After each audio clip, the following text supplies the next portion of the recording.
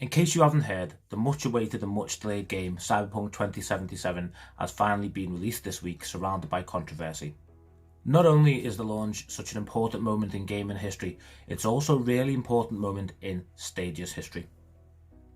Here's why. Before we get into the video, let me know, have you tried Cyberpunk yet? Hit me up in the comments, let me know if you tried it, what you think. If you haven't tried it, why not? And what gaming platform do you play on currently? First, let's look towards the media. Since its launch just over 13 months ago, Stadia's never really had any good press. It's been the butt of many jokes in its short lifespan, but even the most cynical of sources, IGN excluded because they're still failing to acknowledge Stadia's existence, have had nothing but good things to say this week about Stadia. And how could they not?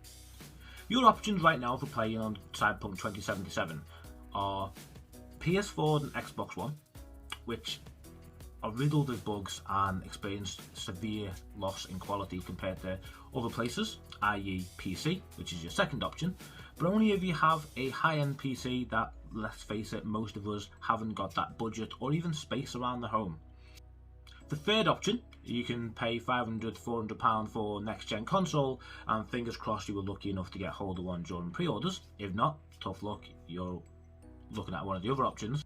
And finally, Stadia, where you pay for the game and nothing else, just play on the devices you already have, whether that be your phone, a tablet, a TV, if you have a Chromecast, or a laptop or MacBook that doesn't need any high-end specs.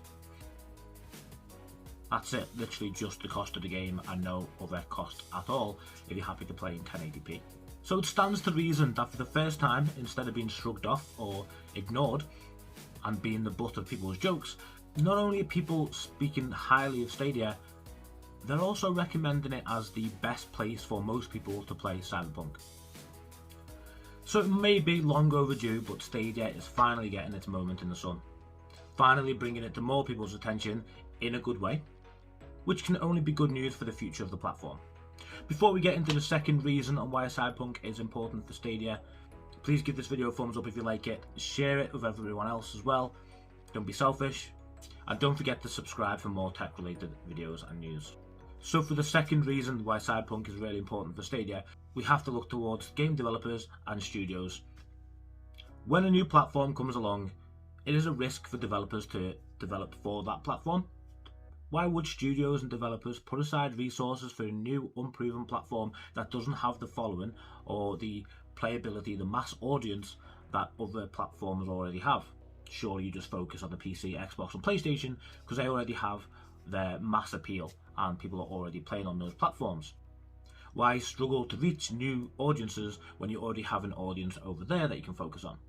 Unfortunately, sometimes there's just nothing you can do other than just throw money at game developers and studios and say, hey, here's X amount of money, don't tell anyone, and come bring your game to our platform. Yes, it might get played by 12 people, it might get played by 100 people, but at least you'll be making money out of it regardless. But that only really helps things in the short term. People will come for that game and then they'll just disappear again. And yes, you have the game there, but if people can get it where they're already playing games, they're not going to come for it. So developer makes more money, you get the game on the platform, but there's no long-term gain. It's a bit of a chicken and the egg scenario. You need the players to get the games, but then you need the games to bring the players. People won't come to the platform if they can't play the games that they want to play. And studios won't develop the games if there's no one there to play them. It hasn't even been a week yet and Cyberpunk has already seen an influx of new players come to Stadia.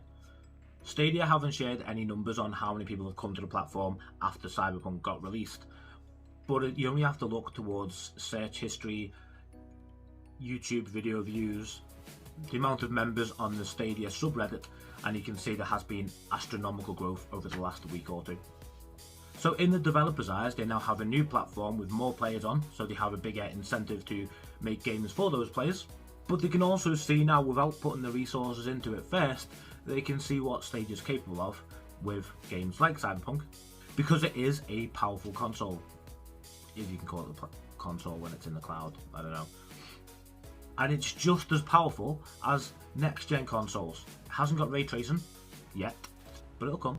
So I'm sure we will start to see new interest from studios and game developers as they look towards Stadia and think, you know what, actually, we should be developing for this platform. Look at what it's capable of. It's more capable than Sony and Microsoft with their last gen consoles. They're dead in the water. Why are we focusing on that? We just need to focus on next gen and Stadia. We've already seen a glimpse and we've already heard numbers about 400 games on the roadmap for Stadia coming in the coming years, but I'm sure next year it will be almost daily that we hear about new games coming all the time. We are going to see new interest from studios, new interest from developers, and there are going to be so many games in 2021 that we're not going to be able to keep up. Third and final reason why Cyberpunk is important for Google Stadia is, of course, the most important reason: the players. People have scoffed at Stadia for far too long and no one has taken it seriously. Why would I want to play games in the cloud when I can play them on my console? The cloud can't possibly be powerful enough to run games I want to play. There's no games on Stadia that I want to play. Well, that's changed now. We've had, this year we have seen the big games come out day and date on Stadia, from Doom, Assassin's Creed, Watch Dogs and Cyberpunk. The games are coming on the same day that they're coming to other platforms, which is good news. Unfortunately, we didn't get FIFA. We're still going to wait for that one, but can't have it all. So the games are there, and unless you have next-gen console already, or a premium gaming PC that's costing you a couple of $1,000, Stadia is more powerful than what you have in the home. No two ways about it. And you can look at the figures and the RAM and the SSD, the teraflops, the bandwidth, the hertz and the frames per second as much as you like. It doesn't mean anything until you see the difference and the disparity between PS4 and Stadia with a big game like Cyberpunk. Just seeing it and seeing the difference side by side, you start to realise which one is more powerful. And as we look towards the future, that's going to be more and more apparent. Before its launch, 6 months before its launch, Stadia shared on stage how they see the future of gaming going. They talked about 120 Hz, they talked about 8K gaming, and that was before the launch.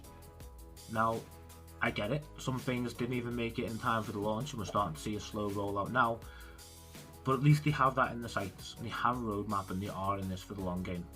Stadia is finally being taken more seriously. It has finally established itself as a serious gaming platform, not just for casual gamers who want to play on the phone, but also for the hardcore gamers who want to get involved on the PC or on the TV as well.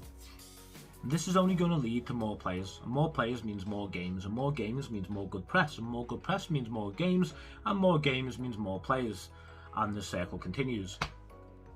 In a nutshell, the real people who win, other than Google, are us, the players.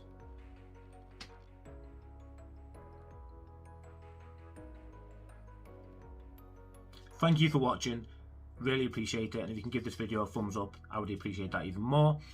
Also subscribe if you want to see more videos. Don't forget to check out Stadia. You can try it for completely free for 30 days. What have you got to lose?